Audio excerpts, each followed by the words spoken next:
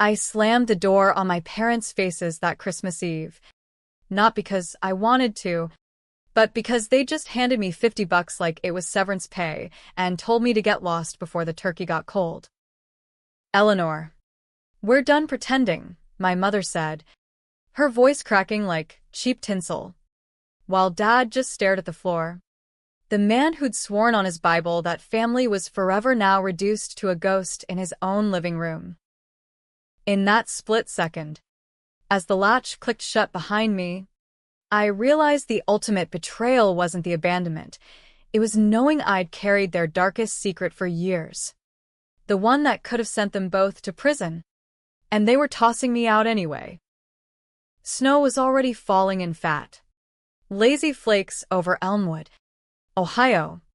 The kind of Midwest winter that bites into your bones and makes you question why anyone ever settled here. I turned 18 3 months earlier. Old enough to vote, enlist, or get shipped off to some forgotten war. But apparently not old enough for my parents to stick around. The house on Maple Street looked picture-perfect from the outside. White clapboard siding, a wreath on the door that Mom had handmade from dollar store pine cones, and those godforsaken inflatable Santa Clauses bobbing in the yard like drunken uncles at a wedding. But inside, it had been rotting for a decade, ever since the night I walked in on Dad's side hustle and became the family vault for his sins. It started when I was 12. Dad worked construction. Long days hauling rebar and pouring concrete for the strip malls popping up along I-71. Good money, or so he said, until the layoffs hit in '09 and the recession turned our garage into a chop shop for stolen catalytic converters. I remember the metallic tang in the air, like blood money mixed with WD-40, and the way he'd shush me with a finger to his lips, promising it was just this once. But once turned into forever. Mom knew. Of course, she always did. She'd tally the cash in her recipe notebook, the one with faded Betty Crocker stains, and buy us those knockoff Nikes from the outlet mall to keep up appearances. Then came the big score. The Elmwood First National Robbery. Front page news for weeks. 2 guys in ski masks, one with a sawed-off shotgun, made off with $240,000 from the vault on a muggy July afternoon. No one got hurt. Thank God. But the town went feral. Vigils at the Baptist church. Whispers about those damn migrants from the South Side. Dad came home that night reeking of diesel and desperation. His work boots caked in what I prayed wasn't blood. He didn't say a word. Just pulled me into the kitchen and made me swear on Grandma's rosary that I'd never breathe a syllable. "You're my girl, Ellie," he whispered, eyes wild like a cornered coyote. "This keeps us safe. All of us." I believed him. For 6 years. I did. Swallowed the guilt like bad communion wine. Aced my classes at Elmwood High to prove I was normal. Volunteered at the food pantry to atone without confessing. Mom played the saint, hosting block parties and bake sales, while Dad flipped houses on the black market, laundering the loot into fake renovations. We drove a new Ford Explorer by junior year, the kind with heated seats that made my friends jealous. "Your folks must be killing it," they'd say, and I'd smile, teeth gritted, because the truth was a noose tightening around my neck. High school was my escape pod. I buried myself in debate club, arguing hypotheticals about justice and mercy like they were luxuries I could afford. That's where I met Jake Harlan, the golden boy from the East Side, captain of the football team with a scholarship to Ohio State waiting like a crown. He was all easy grins and calloused hands from summer jobs at his dad's auto shop, the kind of guy who made you believe in second chances. We started dating senior year. Stolen kisses behind the bleachers, drives to the quarry where we'd skip rocks and talk about escaping to Chicago or New York. You're too smart for this town, Ellie he'd say, tracing patterns on my palm. We'll make it big together. But secrets have a half-life. And mine was fissioning.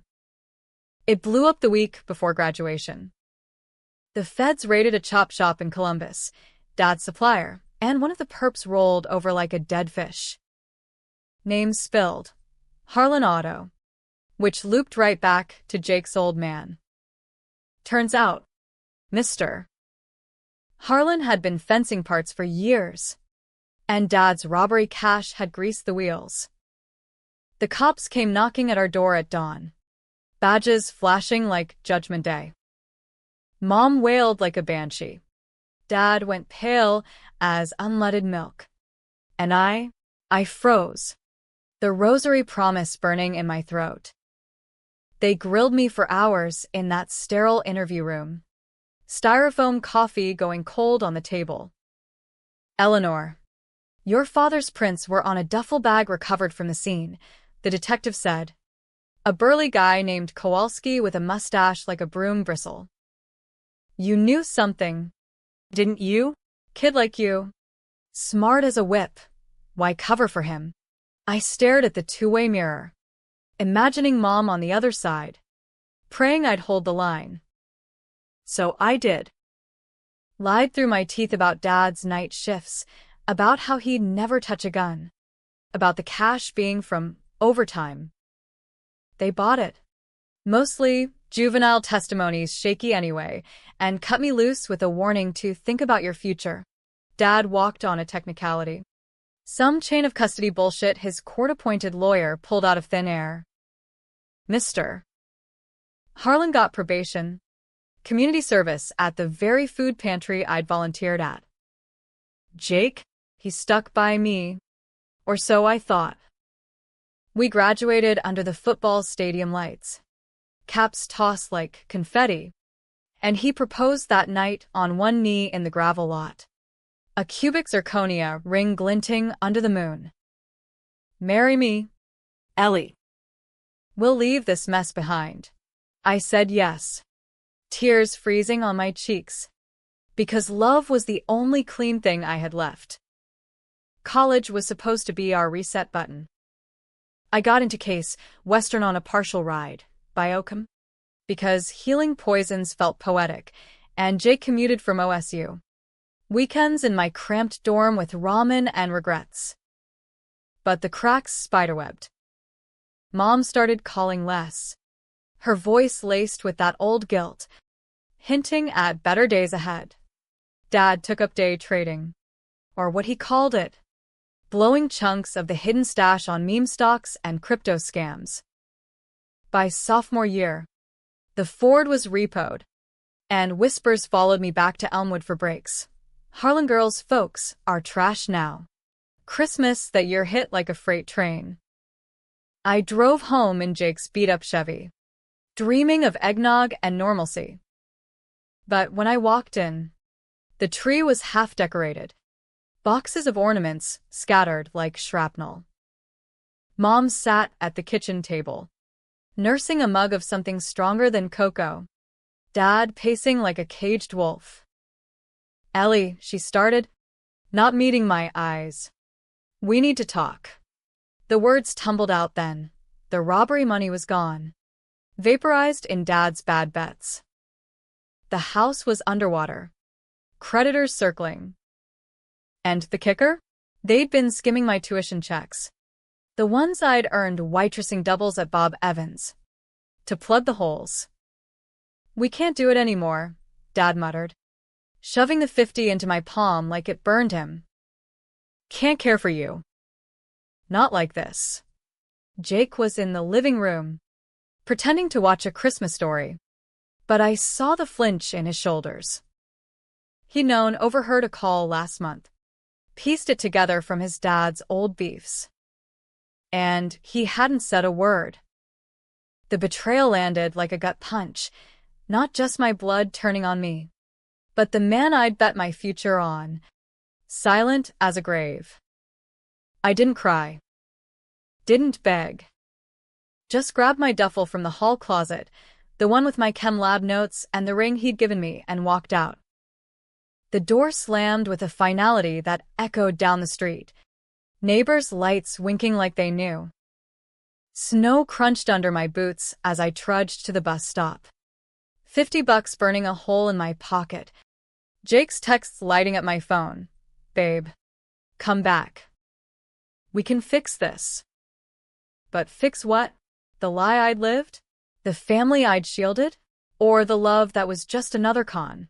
That night, on a Greyhound to Cleveland, I made my vow. Not to forgive, not to forget, but to rise. To take everything they'd stolen, my innocence, my trust, my shot at normal, and turn it into a weapon. Elmwood would burn in effigy, starting with the ones who'd lit the match. Revenge wasn't a dish, it was a feast, and I was starving. Cleveland welcomed me like a jilted lover, grimy, unforgiving, but full of raw potential. I crashed on a cousin's couch in Parma, a distant aunt who'd married into Polish stubbornness and never looked back. Stay as long as you need, kid, she said, shoving Pyrrhus at me like emotional armor. But need turned into necessity. The 50 bought a bus pass and a week's worth of gas station coffee. And my bank account was drier than Dad's excuses. Case Western's winter break stretched into a black hole. So I hustled. Barista gigs at indie coffee shops. Night shifts stocking shelves at the Giant Eagle. Anything to keep the lights on. Jake called non-stop. Voicemails thick with that boy next door charm. Ellie, your folks are wrecked. Dad's talking sense into them. Come home. We'll elope. Start fresh. Elopement sounded like surrender. So I ghosted him, blocked the number, and dove into survival mode. Biochem labs became my church, equations balancing the chaos in my head. Professor Langford noticed the way I'd linger after class, devouring texts on molecular synthesis like they held the antidote to betrayal. You've got fire, Eleanor, she said one afternoon, her office smelling of formaldehyde and ambition. Apply for the grad fellowship. Turn pain into patents. She was right. By spring, I clawed my way into a research assistant spot, synthesizing compounds for big pharma trials, opioids. Ironically, the very demons Dad had flirted with in his downtime. The irony fueled me, crafting cures from the wreckage. Money trickled in, enough for a studio walk-up in Ohio City, the kind with exposed brick and roaches as roommates. I decorated with thrift store irony, a framed photo of the Grand Canyon, symbolizing the chasm between me and Elmwood, and a corkboard pinned with news clippings. Local man dodges prison in heist aftermath. Dad's mugshot blurred but unmistakable. Revenge simmered low, like a crock-pot of spite. I started small. Anonymous tips to the Elmwood Gazette, whispers about Harlan Auto's shady dealings, enough to trigger an audit that cost Mr.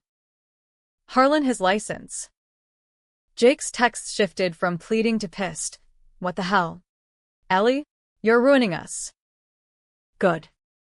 Let him taste the fallout. Mom reached out via Facebook. Her profile pic a filtered selfie with a cross necklace. We miss you, baby girl. Forgiveness is the season. I replied once. Seasons change. People don't. Blocked. Summer brought the real heat. I interned at Eli Lilly in Indianapolis, rubbing elbows with suits who saw dollar signs in my data. That's where I met Victor Reyes, a pharma exec with a shark smile and a Rolodex thicker than the Bible. Mexican-American. Second gen. He'd clawed from East LA to corner offices, preaching leverage your leverage, over late-night tacos at a food truck. He heard my story, edited for HR compliance, but laced with the raw edges. Betrayal's the best teacher, he said, clinking his Dos Equis against my Coke. Use it. Build an empire on their graves. Victor became mentor. Then more dinners that blurred into strategy sessions. His hand on my knee, a promise of power plays. He was married, technically, to a socialite in Carmel who collected Birkins like regrets, but open in that elite way where rules bent for the right ambition. I didn't care. Love was a luxury I'd bankrupted. We collaborated on a side project, a neuroenhancer, off books, tweaking dopamine pathways to unlock potential. Controversial? Hell yes. Early trials on stressed-out execs showed addiction risks. Whispers of Wall Street candy. But the patents? Gold mines. By fall, I had my own lab bench, co-author credits, and a nest egg that could buy Elmwood twice over. Dad's scheme unraveled then, spectacularly. A crypto crash wiped the last of the robbery haul. He tried to recoup with a Ponzi at the VFW, promising vets guaranteed returns from his insider trades. The Fed swooped in October. Headlines screaming, robbery ghost haunts local hero. Mom filed for divorce on Halloween. Her lawyer citing irreconcilable felonies. She couch-surfed with church ladies, posting psalms on Instagram like virtue signals. Jake? He dropped out of OSU, working the family shop, proposing to his high school rebound in a shotgun wedding that smelled of damage control. I watched from afar, a digital voyeur. My revenge a scalpel, not a sledgehammer. Until Thanksgiving. Victor flew me to his firm's gala in D.C., black tie.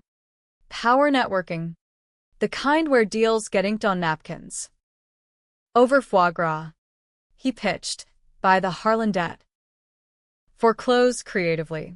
The Harlans owed 6 figures on a SBA loan for the auto shop, collateralized to the hilt. I could snap it up through a shell LLC. Victor's strings pulled discreetly. It's poetic, he murmured, his breath warm on my neck. They took your future. You reclaim theirs. I hesitated. Jake's face flashed, that quarry night, his laugh echoing off the water. Was this justice or just jaundice? But the wine soured in my mouth. Memories of that $50 bill resurfacing like bile. Do it, I said. By Cyber Monday, the paperwork cleared. The shop went under. Auction for pennies. Jake's dad bankrupted overnight. He called from a burner.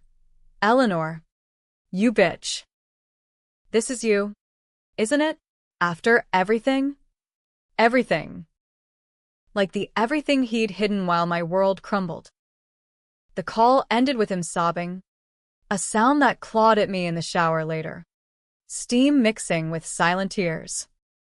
Victor held me that night, whispering about necessary cuts, but sleep evaded. Doubt crept in. Was I becoming them? Scheming in shadows. Flipping loyalties for leverage? Mom's Christmas card arrived days later. A Hallmark sob story enclosed. We were wrong. Ellie. But God forgives. Can you? Attached was a photo of her at a shelter, serving soup, eyes pleading through the lens.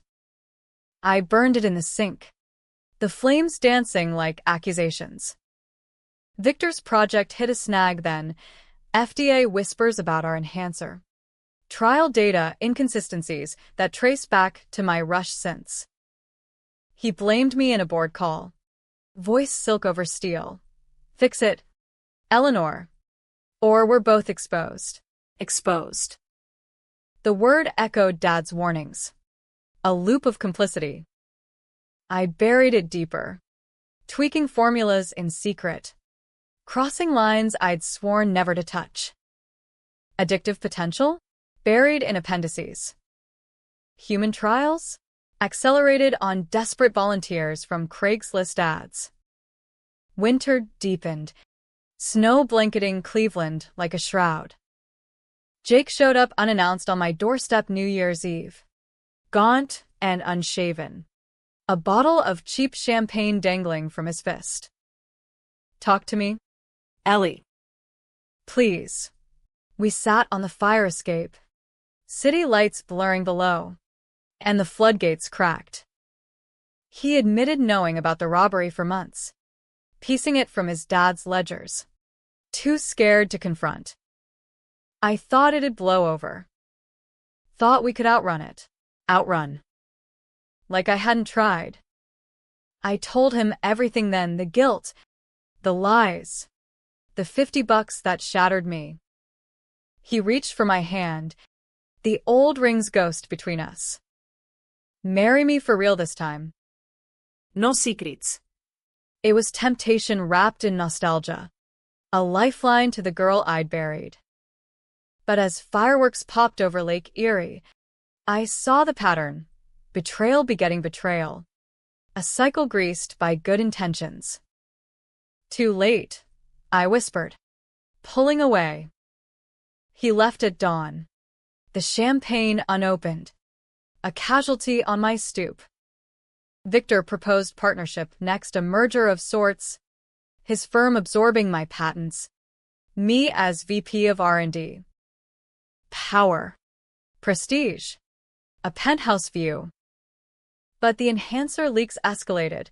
A whistleblower from the trials surfaced. A junkie volunteer ODing in a motel. Toxicology screaming our compound. Reporter circled. Victor's charm turning to commands. Spin it. Or sink.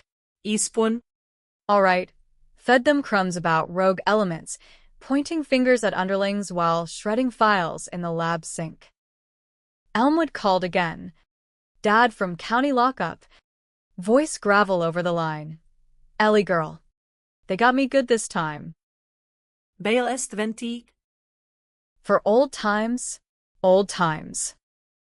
The ones where I'd perjured for his freedom, I wired it anonymously through a Cayman account Victor set up, watching the transfer like a venomous snake uncoiling. Not mercy, insurance. Let him stew. Indebted to a ghost.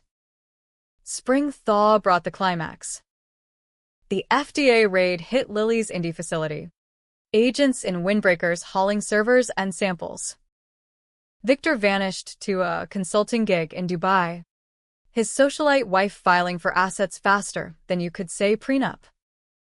I faced the music alone. Congressional hearings, flashbulbs popping like gunfire. Senators grandstanding about corporate greed poisoning America. My testimony? A tightrope of half-truths, admitting oversights but burying the intent. The public devoured it, pharmaphene trending. Protests outside my old high school. Kids chanting Eleanor's poison. But the real storm brewed back home. Mom. Radicalized by her shelter stint, went public, a viral op-ed in the Cleveland Plain Dealer. My daughter's descent, from victim to villain. She detailed the robbery. My cover-up. The abandonment, framing it as a cautionary tale of broken families breeding broken systems. It exploded. Fox News panels debating, is Eleanor Voss a monster or a martyr? Jake testified remotely, tearful, painting me as the architect of his ruin. Dad. From his cell. Sold his story to a true crime podcaster. She was always the smart one. Too smart for her own good. I holed up in a safe house Victor had prepped, a bland condo in Ann Arbor, nursing bourbon and betrayal 2.0. Mom's piece twisted the knife. She'd known about the enhancer risks. Even warned me in coded voicemails. Don't become him. Ellie. And Jake? His rebound dumped him post-testimony. The ring I'd return now a pawnshop casualty. The feds circled closer, offering immunity for the full download. Robbery details. Patent fraud. The works. That's when the decision loomed. Controversial as a loaded chamber. Leak it all. Take the plea. Drag them down in the deluge? Or double down? Flip the script with a countersuit against the agency for witch hunts. Readers, hell, the world would pick sides. Was I avenging a stolen youth? Or just another cog in the greed machine? No heroes here. Just survivors clawing for air. The hearings dragged into summer. A circus of egos under C-SPAN lights. I lawyered up with Victor's offshore contacts, a silver-tongued shark named Harlan. No relation. Who billed by the bomb dropped. We countersued. Defamation against Mom's op-ed. Conspiracy against the FDA for selective enforcement. It was chess in a funhouse mirror. Every move flipping alliances. Jake recanted parts of his testimony under cross, admitting biases from personal loss, which painted him as the jilted ex rather than the wounded whistleblower. Mom doubled down, picketing the courthouse with her church brigade. Signs reading "Truth heals. Lies kill." Dad, paroled early for cooperation, he turned state's evidence on minor players, netting a book deal with a ghostwriter who'd penned Ted Bundy's love letters. Public opinion fractured like safety glass. Pundits on MSNBC hailed me as a flawed feminist icon, battling patriarchal cover-ups. Breitbart branded me pharma's poison ivy, a liberal elite poisoning the heartland. Protests swelled. College kids in lab coats outside Eli Lilly, demanding Eleanor's law for drug transparency. Blue-collar rallies in Ohio torching my effigies, chanting about robbing families twice. Social media was a coliseum. Team Eleanor versus Justice for Harlan. Memes of me as a mad scientist clashing with photoshopped family portraits stained with $50 bills. Victor resurfaced via encrypted email from the Caymans. Pivot. Darling. Buy the narrative. He wired seed money for a PR blitz, a TEDx talk on redemption through resilience, ghostwritten to humanize the hustle. I took the stage in a power suit, voice steady as I recounted the abandonment, the secret I'd shouldered, framing the enhancer as a misstep in the pursuit of progress. The crowd ate it up, applause thundering like absolution. Book offers followed. A Netflix docuseries in talks. Power wasn't just reclaimed, it was rebranded. But the flips kept coming. Harlan, the lawyer, flipped first, caught embezzling my retainer for his coke habit. I fired him mid-deposition, live on camera, the clip going viral as Eleanor's ice out. Mom flipped next, recanting her op-ed in a tearful Fox interview.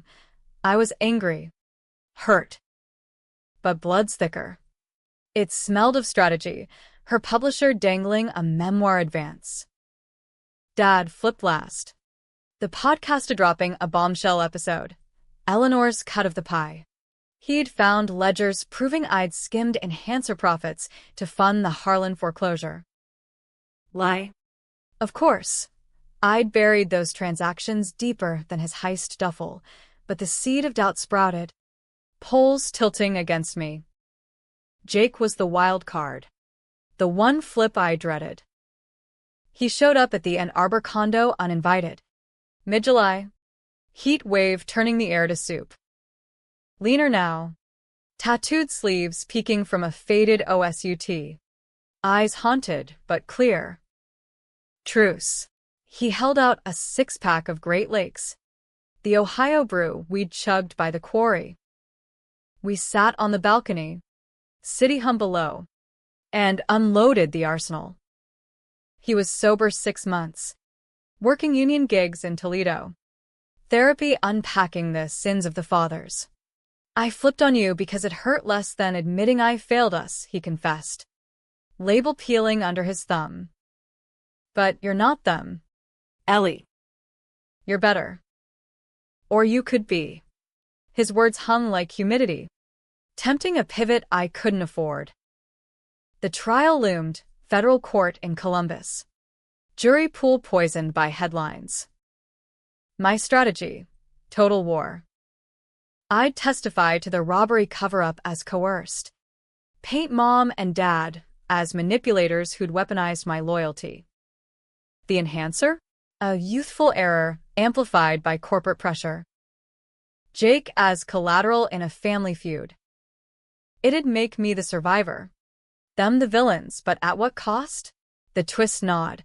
What if the truth was grayer? My revenge a mirror of their schemes? Opening arguments hit like thunderclaps.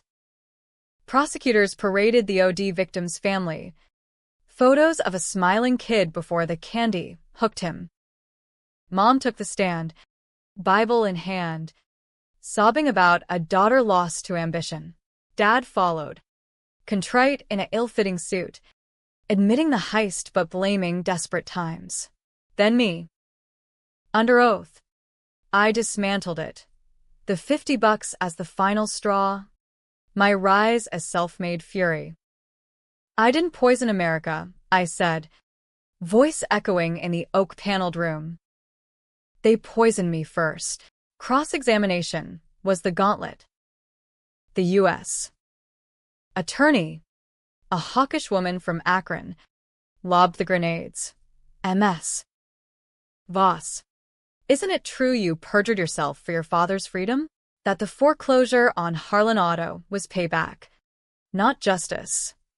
Cameras zoomed, the gallery murmuring like a hive. I held steady. It was survival. They taught me that. Jake watched from the back row. Expression unreadable. A ghost in witness camouflage. The bombshell dropped recess day 3. Leaked emails. Mine to Victor. Plotting the debt buyout with winky emojis and let them eat cake sign-offs. Planted? Hacked? Didn't matter. The narrative flipped. Jurors' eyes hardened. Tweets exploded. Eleanor's not avenging. She's assassinating. Mom's camp crowed vindication. Dad's podcast milked it for Patreon bucks. Jake cornered me in the hall post-leak. Grip firm on my arm. End this. Ellie. Plead out. For once, choose grace. Grace. The word mocked from my childhood catechism. A luxury for the unscarred. That night, alone in a courthouse hotel, I stared at the rosary beads I'd kept, tarnished twine from Dad's heist vow. The twist crystallized then, not in court, but in revelation. I'd wired Dad's bail not as insurance, but subconscious tether. A last thread to the girl who'd covered for him. Victor? Not mentor, but mirror, another user flipping for the exit. And Jake? The only constant. The one I'd torched to cauterize the wound. Final day. Verdict pending. I flipped the script myself. Took the stand uncalled. No notes. Raw as a confession. I came here for revenge, I said, tears unfeigned. But it's poisoned us all. The heist, the drugs, the deals, it's a cycle. And I'm done spinning it. I outed the full enhancer logs. Buried data proving minimal harm. Corporate cover more than my ambition. And the kicker, I donated my patents to open source. Free for nonprofits targeting addiction. Take it. Break it. Make it heal. The courtroom hushed. Then erupted gasps. Applause. Chaos. Prosecutors scrambled. Judge banged gavel like a war drum. Jury deliberated 4 hours. Return split. Acquittal on fraud. Probation on perjury. Community service mandating my testimony for ethics boards. Mom rushed the rail, hugging me fierce. Her I'm sorry muffled in my shoulder. Dad lingered outside, eyes wet. Proud of you. Kid. Finally, Jake waited in the lot, engine idling in a borrowed truck. Ride, he asked, door open like an invitation. We drove west, toward the quarry, sun dipping low. No rings, no vows, just quiet, the kind earned in fire. Elmwood faded in the rear view. Not ashes, but embers. A town debating my name over diner coffee. Villain. Victim. Or something in between. The twist? There was no clean win. I'd avenged, but at the cost of illusions, family as fortress, love as uncomplicated, justice as black and white. Readers would argue till doomsday, did I rise above? Or just rebrand the rot? Happy ending? In America, it's whatever you hustle into being. Mine? A ceasefire. Fragile as first snow. With room for round two if the wind shift. But for now, as rocks skipped across still water, Jake's hand in mine, I breathed free. Revenge served cold, but grace? That was the hot meal. Unexpected and undeserved. Merry Christmas to me.